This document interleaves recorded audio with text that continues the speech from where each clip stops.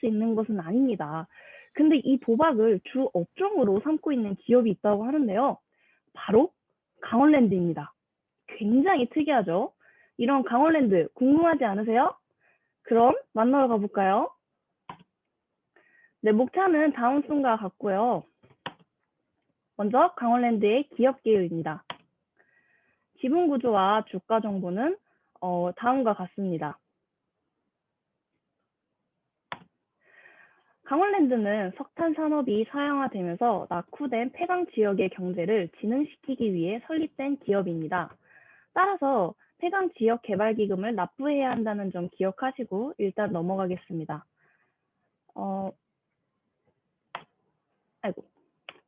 네, 아래 오른쪽 그래프 보시면 카지노가 가장 매출 비중이 많기는 하나 호텔, 레저 등의 사업을 영위하며 이들을 다양하게 활용해 국내 복합 리조트를 조성하고 있습니다. 어머. 네. 이제 각 사업을 살펴볼 건데요. 우선 카지노입니다.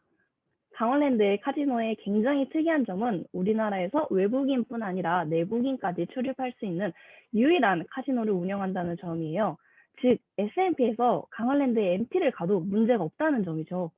그런데 아래 그래프와 표를 보시면 아시겠지만 코로나19의 타격으로 카지노의 테이블 수를 조절하는 등 이로 인해 매출에 직격탄을 받았다는 걸 알 수 있습니다. 다음은 호텔 콘도 부문입니다. 강원랜드는 강원권에서 나름 대규모 호텔 사업을 영위하고 있습니다. 주목할 만한 점은 강원랜드 호텔 숙박은 동사의 카지노 고객이 주 고객층이기 때문에 안정적인 매출을 얻어낼 수 있다는 점인데요. 다만 호텔 부문 또한 코로나19의 영향으로 사회적 거리두기가 진행되면서 매출이 확 줄어들었다는 점을 기억해 주시길 바랍니다. 다음은 레저 부문입니다. 강원랜드는 자연환경을 기반으로 국내 최고의 스키장, 골프장, 워터파크 등 휴양 레저 시설을 운영하고 있습니다. 그리고 좋은 평가도 받고 있는데요. 이뿐 아니라 루지, 한강문화공원 등 새로운 관광 콘텐츠를 개발 중이라 앞으로 실적에 더 좋은 영향이 있을 것으로 예상됩니다. 다음은 재무 분석입니다. 강원랜드의 매출액과 영업이익은 코로나로 인해 급감했으나 거리두기 완화 시 다시 매출액을 회복할 수 있을 것으로 보입니다.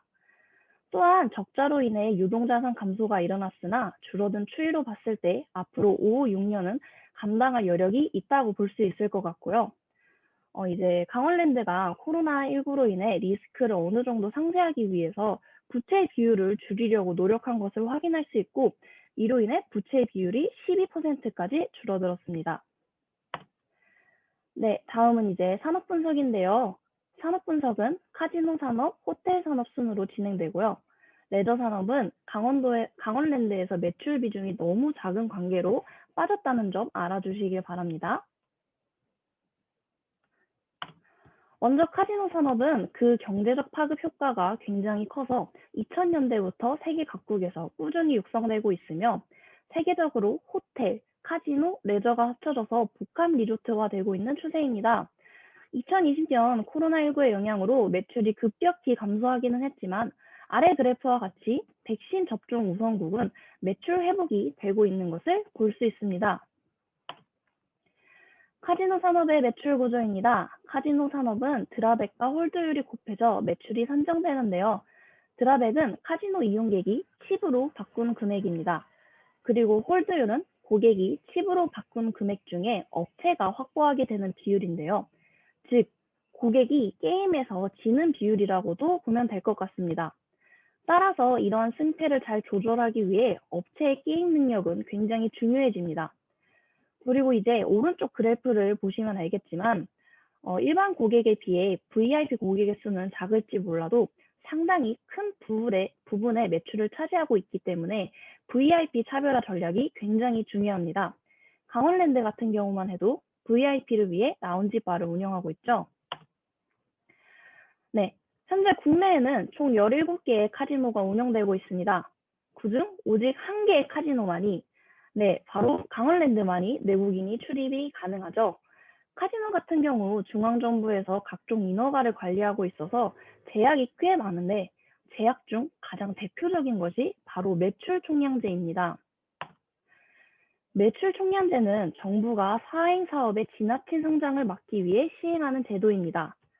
자세히 설명하자면 복권, 경마, 경륜, 카지노, 체육진흥투표권, 경정 등 6개의 사행산업의 순매출액 규모가 GDP 대비 목표 비율로 설정이 되어 있습니다. 현재는 0.51%인데요. 그리고 이러한 매출액 규모는 사행산업의 전년도 순매출액의 상대 비중을 반영하여 비율을 배분합니다. 네, 좀 어려운데 아래 그림을 보면 더 자세히 이해가 되실 거예요. 이제 쉽게 말하면 GDP에 따라 사행 산업들이 벌 수 있는 매출액의 총량이 정해져 있다는 것이고, 이 매출액 한도를 넘게 되면 해당 기업의 매출 총량 한도를 줄이거나 분담금을 증액하는 등의 벌칙이 있어서 불이익을 받게 됩니다. 그리고 다시 이전 페이지 오른쪽 그래프를 보시면 카지노 산업의 성장으로 인해 강원랜드는 매출 총량 이상의 매출액을 몇 번이고 계속해서 낸 적이 있지만 이로 인한 불이익 때문에 2018년부터는 넘지 않게 노력하는 모습을 볼 수 있습니다. 다음은 호텔 산업입니다. 호텔 산업은 국내외 여행 수요와 매우 밀접한 관련이 있습니다. 따라서 코로나19로 여행 수요가 줄어들면서 수익성이 매우 악화됐지만 백신 접종, 코로나 회복이 이루어진다면 금세 호텔 수익성 또한 회복될 것으로 전망됩니다. 네, 이거는 국내에서 두 번째로 큰 카지노인 인천 파라다이스 카지노와 비교해 본 건데요. 이를 통해 강원랜드의 카지노 규모가 내국인이 거의 출입하는 것에도 불구하고 굉장히 크다는 것을 알 수 있습니다. 다음은 투자 포인트입니다. 우선 첫 번째 투자 포인트는 국내의 다른 어떤 카지노보다 강원랜드는 코로나 종식에 따라 빠르게 매출을 회복할 수 있다는 점인데요. 강원랜드의 카지노 손님의 99%는 내국인이기 때문에 사회적 거리두기만 완화되면 객장 인원을 늘릴 수 있기 때문입니다. 또한 이번에 문체부가 카지노 제어가 조건을 변경하면서 테이블 수와 영업 시간을 늘어날 것으로 예상할 수 있어 더욱 많은 매출을 낼 수 있을 것으로 기대됩니다. 물론 그런 수요층이 아직 충분한가라는 생각이 들 수 있습니다. 하지만 ARS를 통해 카지노 하루 방문 희망자는 8,000명에서 9,000명에 달하기에 여전히 그 수요가 충분할 것으로 기대됩니다. 두 번째 투자 포인트는 강원랜드가 대한민국 유일한 내국인 카지노 사업자라는 것입니다. 앞서 강원랜드는 폐강 지역의 경제를 진흥시키기 위해 만들어진 기업이라고 했잖아요. 그 내막을 조금 보자면 강원랜드 카지노는 폐강 지역 개발 지원에 관한 특별법으로 인해 생겨났는데 이 폐특법이 20년 연장되면서 국내 내국인 독점 카지노 사업주로서 위치를 20년은 더 유지할 수 있게 되었습니다. 이제 추가적으로 폐특법에 의한 폐강지역 개발 기금을 통해 강원도는 재원 마련을 할 수 있었는데 최근에 강원랜드가 적자가 나면서 강원도 정선에서 어려움을 토로한 기사도 났습니다. 이에 따라 카지노 총 매출액 성장에 대한 규제가 우호적인 방향으로 변화할 여지가 높다는 점도 참고하시면 될 것 같습니다. 세 번째 투자 포인트는 카지노와 복합 리조트화에 따른 디카지노 사업과의 시너지 효과입니다. 현재 강원랜드는 호텔, 콘도, 스키장 등을 갖추어 복합 리조트로의 변화를 성공적으로 마쳤는데요. 카지노와 디카지노의 사업 연계로 인해 더욱 큰 매출을 달성할 수 있을 것으로 보입니다. 또한 루지와 탄광문화공원 설치를 예정하고 있어서 더욱 큰 연계 효과를 기대할 수 있을 것으로 보이고요. 훗날 코로나19로부터 벗어나면 보복 소비의 수혜를 받아 매출 정상화 또한 누구보다 빠르게 할 수 있을 것으로 기대됩니다. 다음은 리스크입니다. 강원랜드는 이전의 폐특법에 따라 법인세 차감 전 순이익의 25%를 폐강지역 개발기금으로 납부했습니다. 그러나 코로나19로 인해 동사에 적자가 생기면서 강원도 지역에 폐강기금을 납부하지 못했고 이로 인해 강원도 지역이 사업을 진행하는 데 있어 어려움을 겪었습니다. 그러나 이번에 폐특법이 개정되면서 2021년부터는 매출액의 13%를 폐강지역 납부기금으로 납부하게 되어서 적자와 상관없이 폐강기금을 내야 할 뿐 아니라 더 많은 금액을 내게 되었음을 알 수 있습니다. 이제 다음은 밸류에이션입니다. 매출액을 추정한 결과는 이와 같고요. 매출액 추정 논리에 대해서 설명해 드리겠습니다.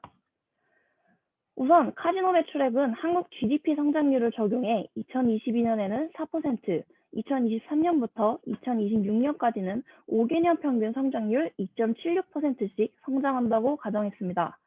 그 이유는 매출 총량제 때문인데요. 앞서 매출 총량제에 대해서 자세히 설명해 드리면서 한국 GDP의 고정된 비율만큼 매출의 상한선이 정해져 있다고 했잖아요. 따라서 GDP가 성장하면 매출 상한선도 성장하고 그에 따라 카지노 매출액도 성장합니다. 특별히 2022년에는 4%를 적용했는데 이는 2021년 GDP 예상 성장률입니다. 코로나19로 인해 침체되었던 경기가 백신으로 풀리면서 2022년까지는 평소보다 조금 더 성장하지 않을까 싶어서 4%를 적용하게 되었습니다. 이제 호텔 콘도 매출액 같은 경우에는 카지노와 동일하게 GDP 성장률을 적용했는데 이는 호텔 콘도를 이용하는 주 고객층이 대부분 강원랜드 고객층입니다. 따라서 카지노 매출액 성장만큼 호텔 콘도도 성장할 것으로 예상해서 동일하게 GDP 성장률을 때렸습니다. 그리고 이제 레더 같은 경우에는 레더 시장 성장률 3.8%를 적용했고요. 강원랜드가 2021년 하반기에 이제 루지와 탄강공원을 이제 완공할 예정인데 이 부분은 매출액 상정이 상당히 어려웠습니다. 그래서 이제 통영에 루지가 있는데 통영 루지 같은 경우에는 110억을 투자해서 연평균 100억 정도의 매출을 꾸준히 내고 있더라고요. 따라서 강원랜드 같은 경우 루지와 탄강공원 540억을 투자하면 최소 보수적으로 추정해도 100억 정도의 매출은 내지 않을까 싶어서 100억으로 고정하게 되었습니다. 네, 이 페이지는 매출액 논리를 적용시켜 세부적으로 추정한 결과이고요.